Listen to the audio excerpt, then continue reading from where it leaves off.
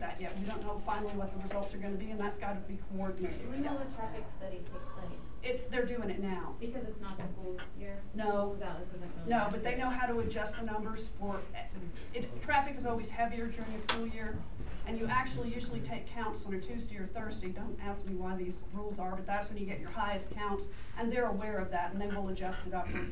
But the impact in terms of the schools is the amount of traffic on the surrounding network, not what we generate. So what we generate will be pretty much the same and a constant throughout it. So they can adjust for that.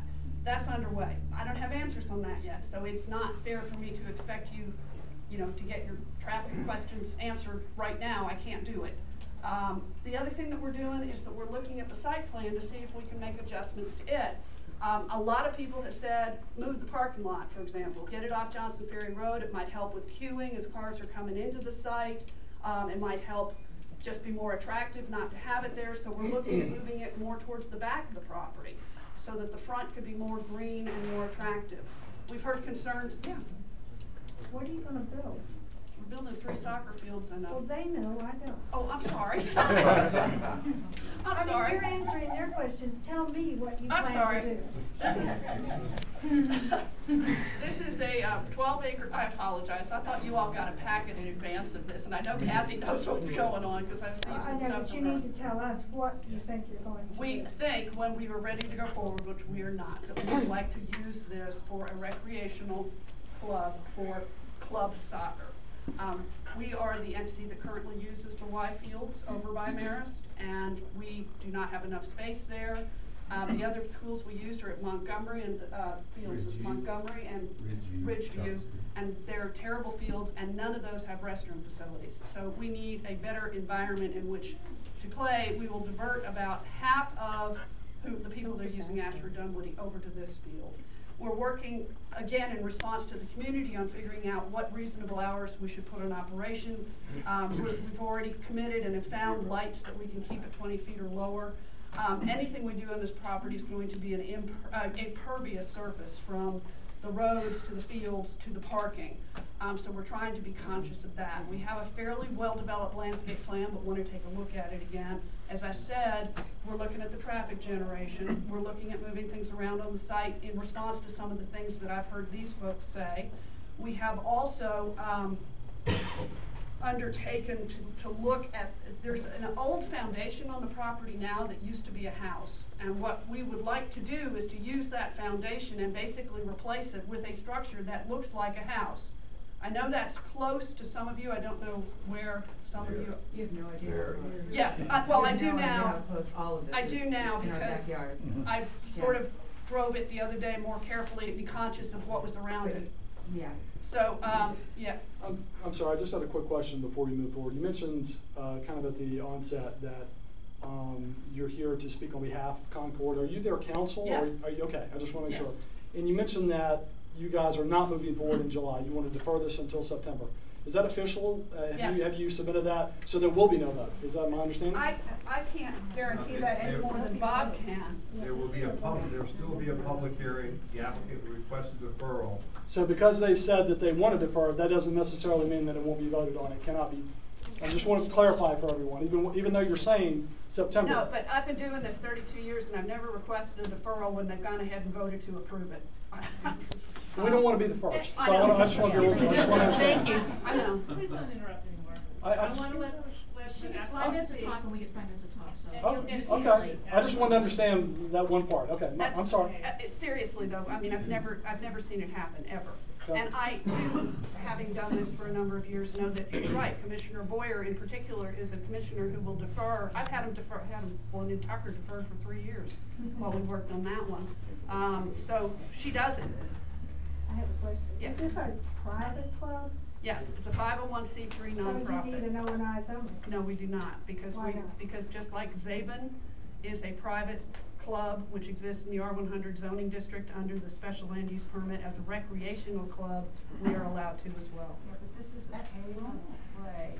So is Zabin. Most of the people in this area don't really play. They come from all over. So does Zabin, Kathy. Zabin is a membership. Zabin is in a different place. It doesn't matter. It does matter because it's in the exact same kind of zoning district. It's in private club, it has to be. It was zoned in DeKalb County, and I secured the special land use permits for it for the past 10 years, and they are all for the neighborhood recreational club in an R100 zoning district. That was already analyzed by the law department on several occasions.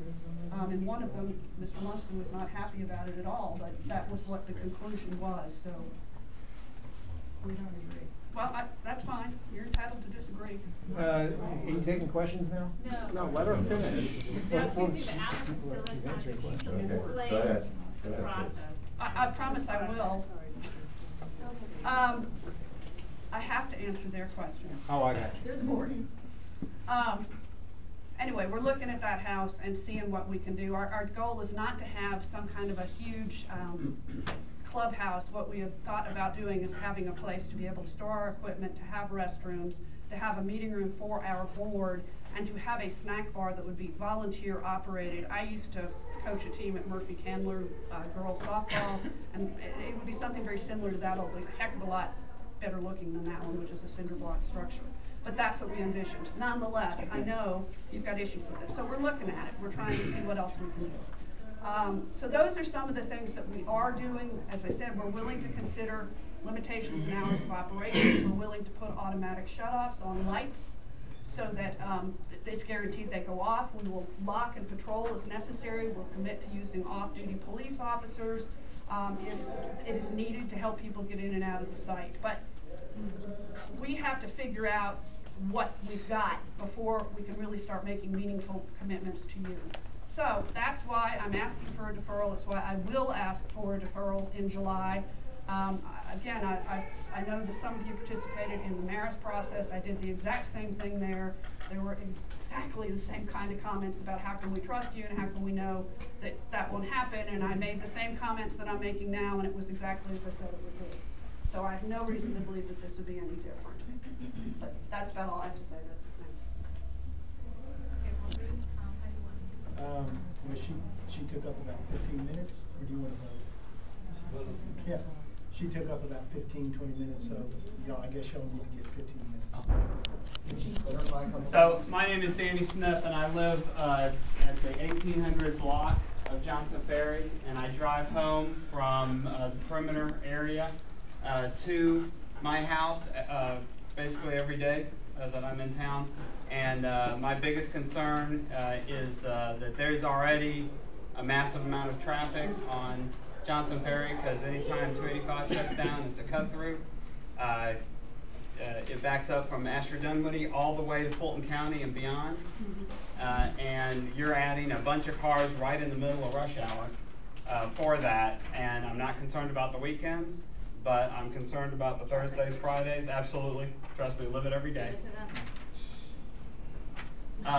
So that's my my biggest concern. Yellow sign is the for sale sign. Thank you. All right. And just to let you know, I've been talking to the ship metal also, and some of the homeowners want an attorney to represent them. Yes, sir. I'm Ronnie Mayer. I'm the president of the largest homeowners association in Brookhaven. Sometimes I'm a community leader. Other time I'm a neighborhood activist. Tonight I'm an activist. The city of Chamblee had a lot of property over here. Soccer fields would be great. DeKalb County has a lot of extra interest money that's left over from the bond funds. You need to email every commissioner and tell them this would make a great walk path for a DeKalb County park.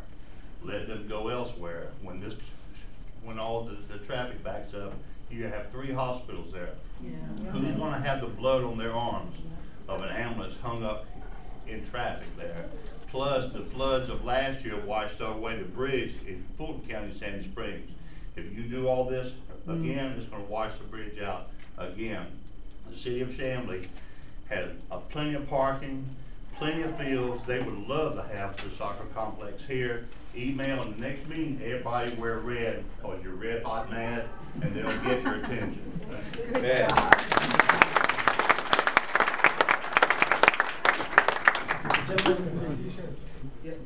Again, to reiterate, we live, actually, our back is on Johnson Ferry of our house every single day, starting about 3:30. every single day, it's backed up all the way up to Hospital Hill, all the way to Ashford Dunwoody. And if you really want to know what it looks like, go over to Ashford Dunwoody on a day where they're having soccer, and you sit in that traffic and see how that feels. It'll be that again, just in another way. And just to reiterate, because half you guys came in late, but if you repeat, you're wasting our time. Has the applicant ever thought of doing an environmental impact statement? Since you are so close to West Nancy Creek, you're going to have 250 parking spaces, cars leak oil, you have runoff going into that creek. Have you had any talk about doing an environmental impact study to protect the wetland in the creek? Yes, and that's one of the reasons that we're going with the pervious surfaces. Where is the water going to go? Pervious oil. Fertilizer? I mean, if you look at the groundwater in that area, it's running towards West Nancy Creek into the creek. And if you don't have some type of collection facility and treatment. I cannot answer you today as to what kind of detention or retention control we would have on site, but that is something I will get answered. Would you consider doing an full environmental impact statement? No, because you're talking $1 million. You're talking a home. Well, let me ask you two houses. All right. This is a meeting to express your concerns and make statements.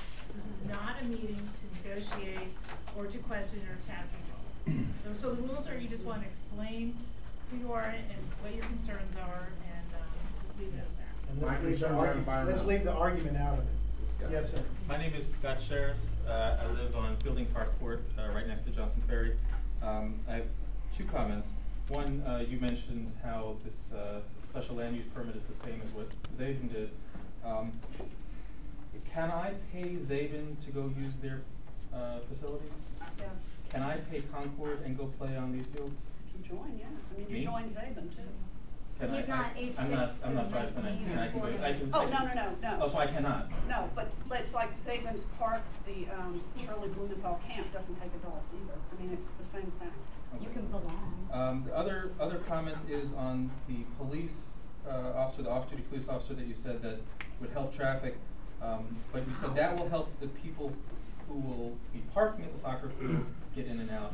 It will not help the people waiting on Johnson Ferry for those people. Which is why before I say you can commit or should commit to something like that, we need a traffic study, because it could make it worse, and I need answers to that, and I don't have them. I see two side by side. Let's do the one in the blue shirt. Thank you. I'm David Midler. I represent Bluffs and Nancy Creek, directly across the street from the development. One of our concerns is, and I wanted to mention to the Planning Commission, they plan to put in we were told 150 parking spaces that will basically transition every 90 minutes to 2 hours after each game starts and lets out.